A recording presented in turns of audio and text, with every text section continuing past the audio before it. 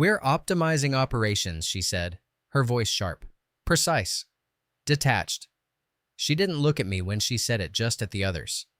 My name is Min Tran. I was 45 when I lost the job that had defined me for almost 2 decades.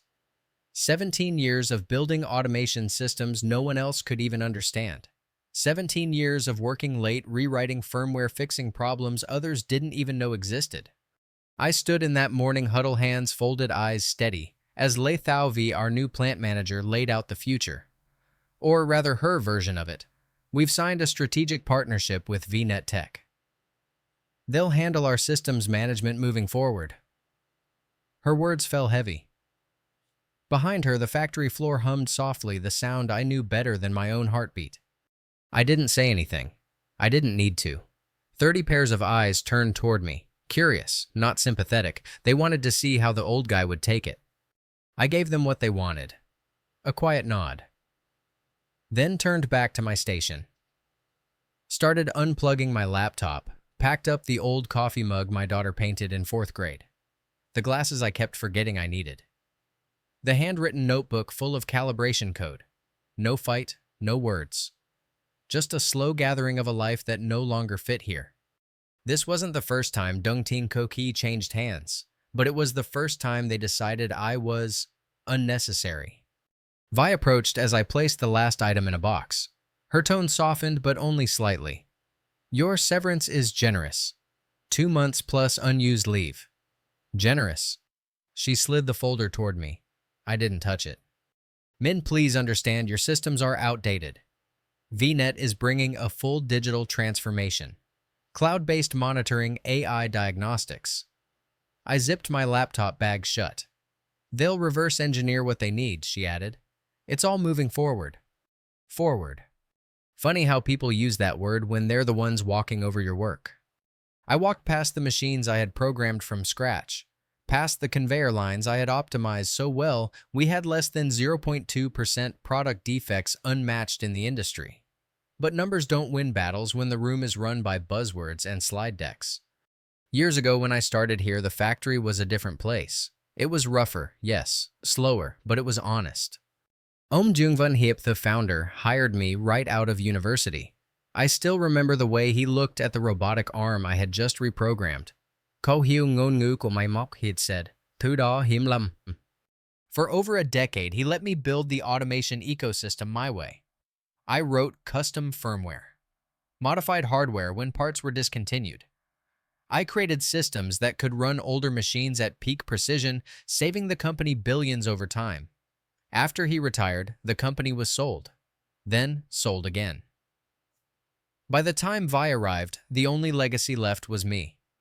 3 months before I was let go, I noticed something strange. 2 strangers walking through the factory, tablets in hand, taking photos, asking my operators things like, how often do you recalibrate this sensor? I approached Vi after the tour. Consultants, I asked. Just exploring optimization opportunities, she said with a smile that meant don't ask again. The next week, I lost access to the admin server. No warning, no explanation. My credentials expired and I was locked out of the very systems I built. I mentioned it to Kang, our floor supervisor, and my only real friend there. We used to go fishing together back when weekends were still mine. He gave a half shrug. Politics, he said. New boss needs to mark her territory. Keep your head down, huh? I did more than that. That night, I quietly backed up every calibration file, every line of code, every manual I'd written. Not company property, my personal work. The factory would still run without them. For a while. But when the machines drifted out of tolerance, when sensors failed without warning, they'd call. And I'd decide then what 17 years of loyalty was really worth. The severance meeting lasted 20 minutes. Just long enough for a signature and a returned access card. Thomas from HR couldn't look me in the eye. He'd been here as long as I had. He cleared his throat. Vi mentioned, you might be open to a short-term consulting contract. 2 weeks. Paid transition. I almost laughed. 2 weeks to download 17 years of experience, I said. Thanks, I'll pass. Kang walked with me to the exit. This place isn't going to run without you, Anne, he said.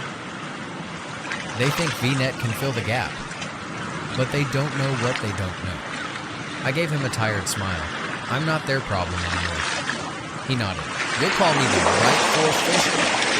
Yeah, I said, but neither of us believed it. I drove home in silence, no music, no radio, just the sound of tires on old asphalt. My house was quiet. My daughter Thao had started college last fall. My ex-wife and I divorced 3 years ago. I sat at my desk, opened my laptop. The notification blinked. VPN disconnected. And that's when it hit. Not when I handed over my badge. Not when I boxed up my desk. But right then, alone in my home office. It was over. 17 years. Countless emergencies fixed in silence. Every defect prevented. Every shift I worked overtime without complaint. Just deleted. Replaced by a promise of algorithms and dashboards. I opened the folder on my drive, my files, my logic, my system. No one else could make sense of them. No one else ever cared to learn. And now they'd have to figure it out. Without me. 3 weeks went by. I updated my resume. Reached out to a few contacts. Spent quiet afternoons fishing at a lake near Bindung, just me, a rod, and the wind. The severance checks came on time. I paid my bills. Slept late. And for the first time in 17 years, I wasn't on call for any system failure.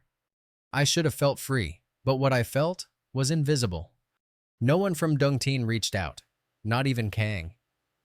I told myself it didn't matter, that I was done. But a part of me kept waiting for the inevitable. And then one Thursday afternoon, my phone rang. Lei Tao V. I let it ring twice before picking up. Hello? There was a hesitation. Min, I hope you're well. I didn't answer that, just waited.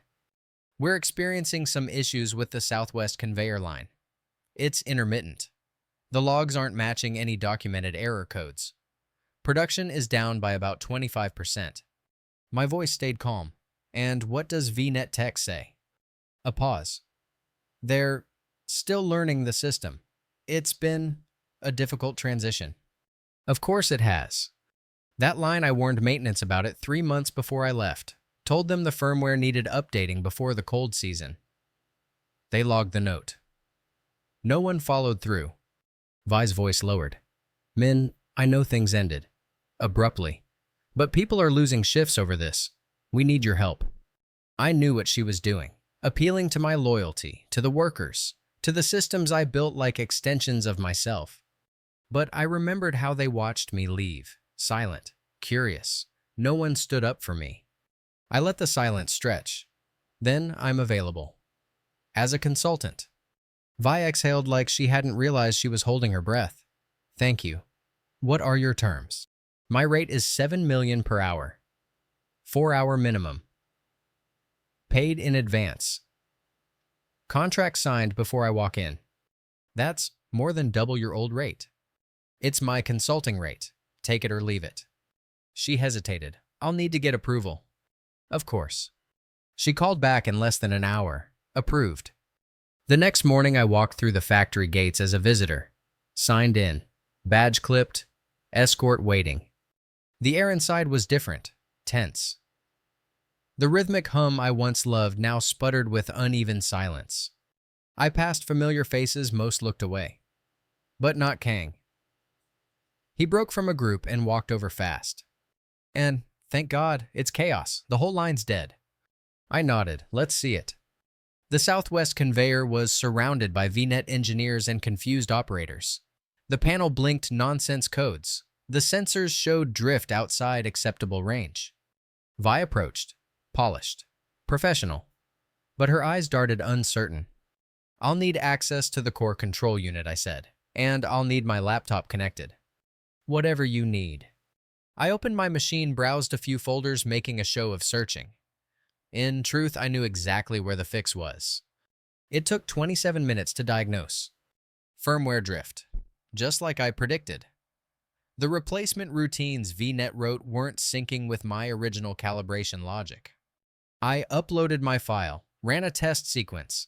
The belt purred to life, smooth, precise, like it had never failed. Vi watched in silence. When it was over, she whispered, "Thank you. I don't know what we would have done." I closed my laptop. "Will there be anything else?" She hesitated. "Actually, we're also seeing irregularities in the CNC machines. Bay 3. Failures. Tolerances off." I checked my watch. "That's outside our agreed scope. If you'd like to extend the consultation, we'll need a new contract. New rate." Her jaw tightened. "Min, be reasonable. You're already here." "I am being reasonable. This is the business relationship you set in motion. I'm simply honoring it." I packed up. "Email me if you'd like another engagement." Kang walked me out. He didn't say anything until we reached the exit. Then softly, "It's not just Bay 3. Everything's unraveling. Quality control flagged more defects this week than we've had in months. Returns are up. Operators are scared." I looked ahead. "Let them be. It's not my fire to put out anymore." He grabbed my arm gently. "You saw this coming, didn't you?" I turned to him. "I didn't have to see it coming. I built it. I know exactly what happens when no one listens." He didn't ask me to stay, but the look in his eyes said everything. The calls came more frequently after that. A sensor here. A misalignment there. System outages. Escalating defect rates. Each time I responded with a calm voice and higher rates. Each time I fixed only what I was paid to fix. One problem at a time. One signature at a time. One invoice at a time. It wasn't revenge, not exactly. It was the valuation of everything they had once called legacy. Everything they thought could be replaced by dashboards and pretty charts. They were learning the hard way that systems are only as good as the people who understand them. And I was learning that boundaries could be just as powerful as algorithms. 2 months after I was let go, the calls shifted. They used to come from Vi. Now they came from someone much higher up. "Mr. Tran, this is Vu Than Nam, Vice President of Operations at Trunglong Holdings." The name carried weight. Trunglong, the logistics corporation that had acquired Dongtian 5 years earlier, had mostly stayed out of day-to-day matters. Until now. "I'll get straight to the point," he said. "Our facility in Tan Tao is facing escalating quality issues. Aerospace contracts have been jeopardized. Automotive partners are reconsidering." I leaned back in my chair. "I've been consulted," "Yes," I said. "Short-term fixes," he replied. "That's not enough anymore." There was a pause before he continued. "We'd like to bring you back, not as staff, but as a full-time contractor for 6 months. Your job would be to stabilize the systems and document everything for long-term continuity." I didn't respond right away. "May I ask," I said slowly, "what happened to VNet Tech?" He sighed. "We're reevaluating that relationship." Translation: they were being shown the door. A quiet satisfaction stirred in my chest, but I didn't let it show in my voice. "I appreciate the offer," I replied. "But I'm currently in discussions with other companies. My time is limited." Nam didn't hesitate. "Name your price." I named a figure 3 times my former salary. He didn't flinch. "I'll have legal send over the draft contract by tomorrow." 2 days later, I walked through the factory gates again. Not as a forgotten employee, not as a desperate consultant, but as the man they now saw for what he was, the backbone they once ignored. Vi wasn't there to greet me. Kang pulled me aside. "She's been reassigned," he said quietly. "Another facility in the north." No goodbye, no explanation. Just gone. I didn't ask why. I had my guesses. As I reconnected my laptop to the core server, I started seeing the real damage. VNet had tried to reverse engineer my systems. They failed. Badly. Firmware routines were corrupted. Calibration tolerances had been overwritten by generic machine learning scripts. Nearly 30% of parts failed final quality inspections. But the most revealing moment came when I accessed a restricted folder on the management server. It was called Strategic Savings Proposal. 2023. Inside was a presentation written by Vi addressed to Trunglong's board. It outlined a plan to eliminate my position and contract VNet instead. She claimed it would save over 5 billion VND per year. She predicted a short-term defect increase of 3%, calling it an acceptable trade-off. She knew exactly what would break and how badly. She just didn't care. I called Kang into the office and showed him the document. He scrolled through it silent. When he finished, he exhaled low and steady. "She was coming for you from day one," he said. I shook my head. "Not just me. Quality. Precision. Everything this factory built its name on." He looked at me carefully. "So, what now?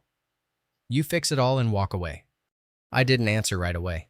Instead, I turned to the whiteboard. "No," I said finally, "I'll fix it. Then I'll make sure no one like her can ever undo it again." He narrowed his eyes. "How?" I allowed myself a small smile. "By making myself irreplaceable. In a whole new way." That night, I opened a blank design file on my computer. At the top, I typed, "SmartTrack MS Modular Equipment System, built by experience, powered by truth." It would be more than a patch job, more than a firmware update. This would be a total rebuild from the ground up, but not of the machines. Of trust. Of transparency. Of institutional knowledge that couldn't be erased with a contract signature. Over the next few weeks, I got to work.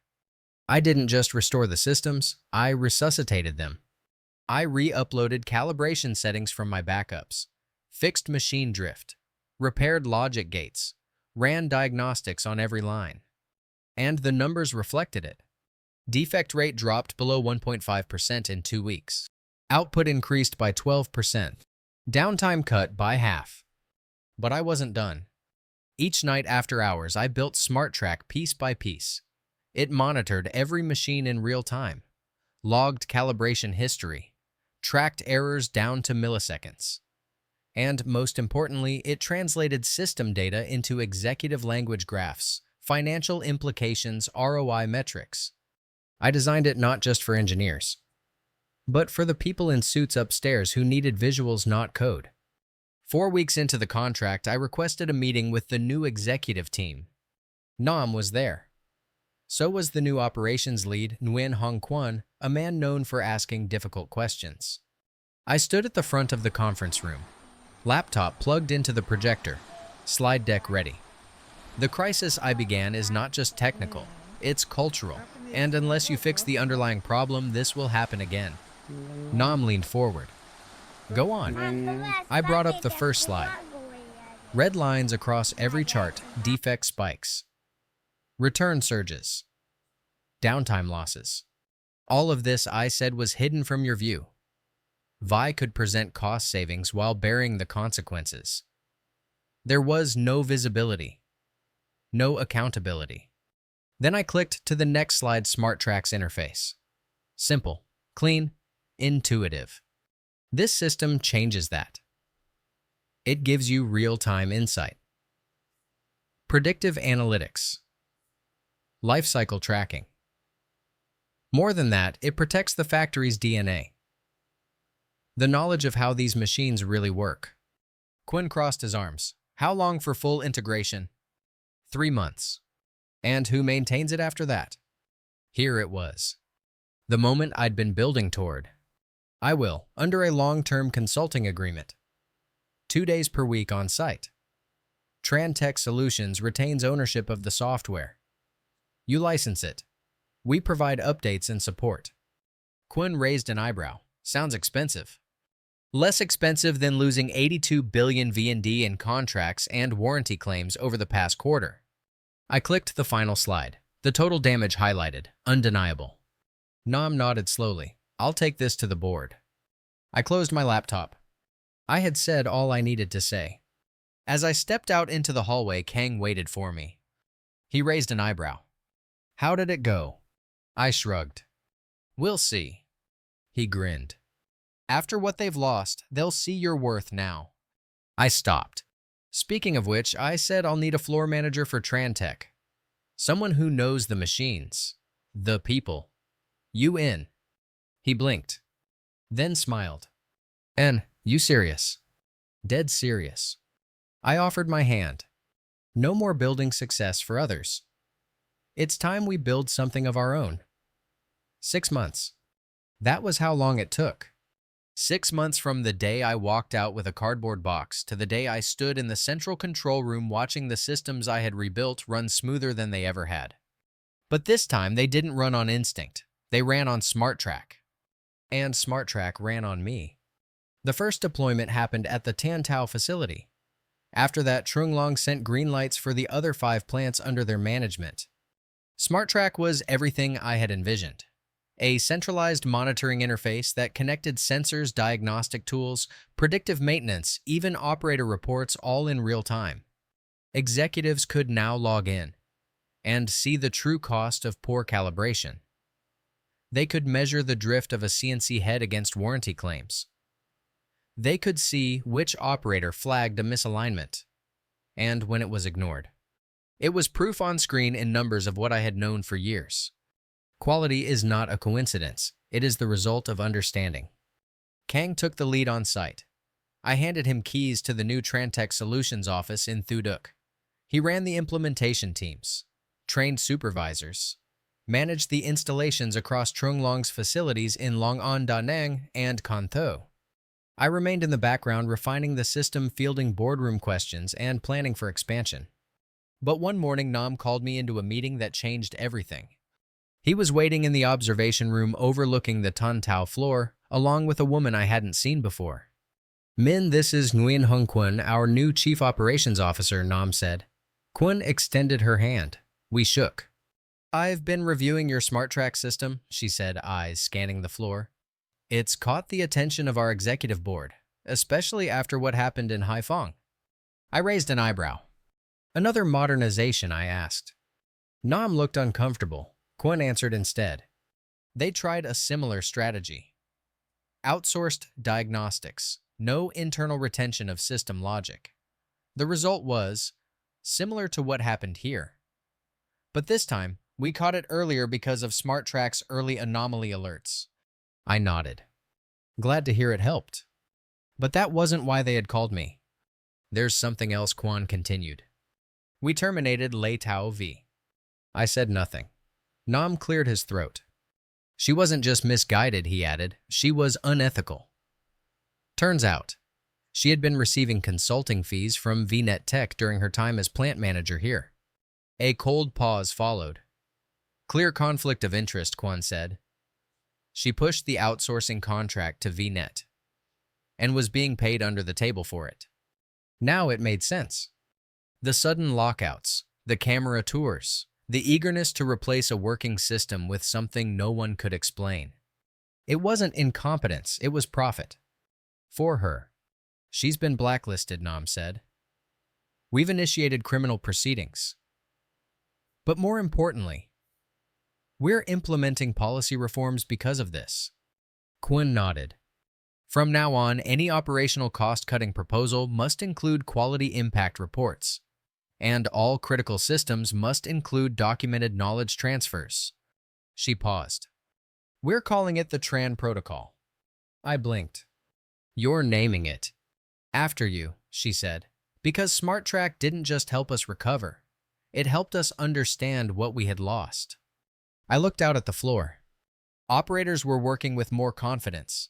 New hires were being mentored by trained supervisors using real tools, not just manuals. And the overhead monitors displayed defect rates, calibration intervals, predictive maintenance warnings, all running live on SmartTrack. None of it existed a year ago. None of it was even considered important until it failed. Back at the office, I stood by the window. The Grand River shimmered under the late afternoon sun.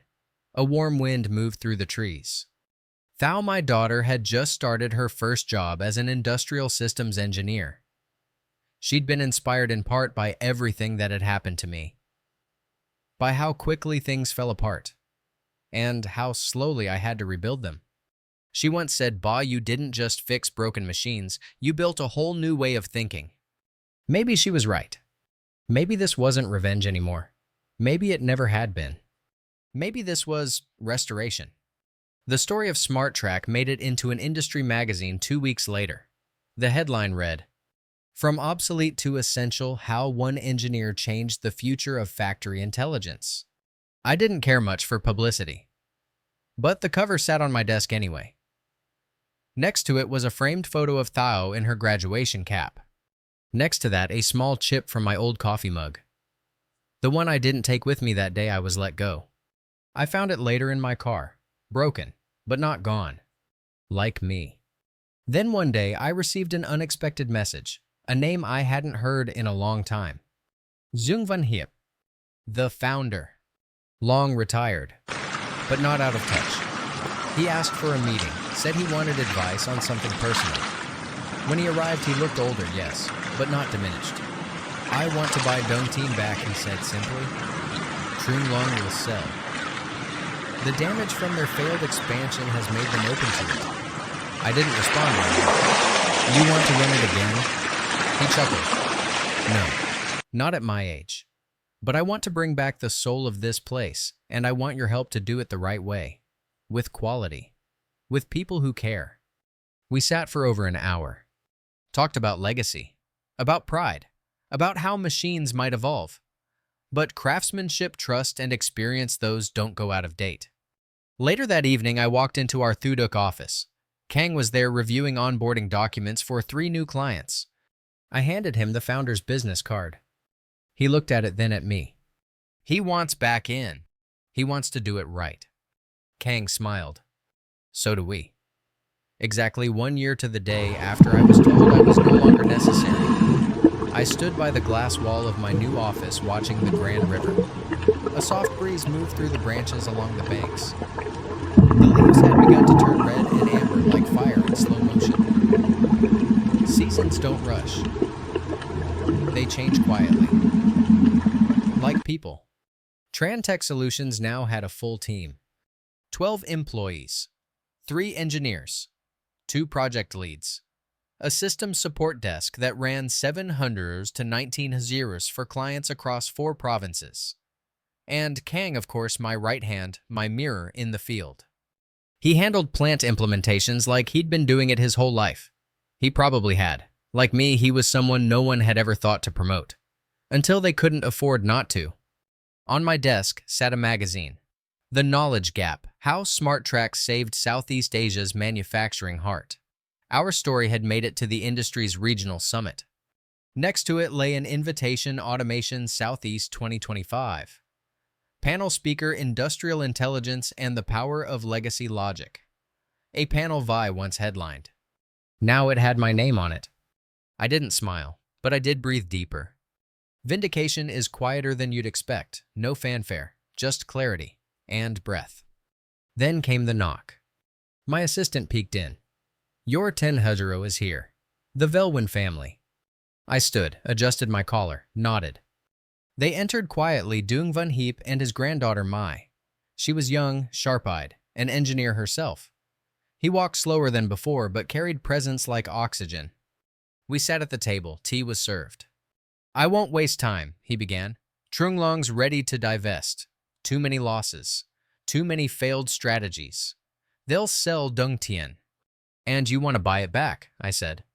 I do, but I want to rebuild it, not just own it. And for that, I need someone who understands not just machines, but people. Someone who knows how to build systems that last. I said nothing. You were that person once, Min. You still are. I'm not asking you to come back as a manager. I'm asking you to come back as a partner. A partner. Not an employee, not a cog, not a technician quietly patched into a server room, but an equal. Someone whose experience wouldn't be taken for granted, because it couldn't be replaced. I leaned forward. Mr. Heap, I'll help, but only if we do it right. No short-term gains, no cosmetic metrics, no burying data behind profit forecasts. He smiled. I wouldn't ask you to. And Mai, I asked. She'll lead someday. She's ready, he said. I turned to her. You're walking into a house that's been burned down and rebuilt twice. Don't forget the smell of ash in the walls. It teaches you what not to repeat. She nodded. I want to learn. Later that day, I watched them drive away. Another cycle was beginning, but this time I was not the one being pushed out. I was the one holding the plans, the documents, the code, and more importantly, the insight. The scars. That evening, I called Thao. She picked up on the first ring. Still at the lab, she said, but I've got 5 minutes. You ever hear of Automation Southeast? The panel. Yeah. Why? They invited me to speak. Silence on the other end. Then a smile in her voice. Told you, lemons to lemonade. You said I built an empire. She laughed. You did. After the call, I stepped into the workshop behind my office. Still smelled of solder and old plastic. The air was always warmer there, even in October. I opened the drawer where I'd kept a chip of my old mug. The one Tao made when she was little. The one I used every day until the day I left Dongtian. It was still chipped, still imperfect, still mine. Like me. People think revenge is loud, that it burns bright and explodes like fireworks. But sometimes the best revenge isn't what you do to someone. It's what you become in their absence. You build your own walls, your own systems, your own rhythm. You teach others how to listen, how to care. And, most of all, you learn the difference between being used and being valued. They tried to erase 17 years. They tried to replace me with charts consultants and code. But what they didn't understand, what they never stopped to learn, was that the heart of a system isn't digital. It's human. Experience isn't stored in databases. It's stored in people, in habits, in the way a hand hesitates before resetting a relay, in the pause before ignoring a strange sound, in the glance exchanged between two workers at shift change because they both know what's about to fail. SmartTrack didn't replace me. It preserved what I knew, then extended it, scaled it. Because that's what legacy is, not clinging to the past but building a bridge from it. I locked up the office late that night. The city glowed outside. Traffic hummed like a memory. And for the first time in a long time, I didn't feel like I was waiting for anything. I had already arrived.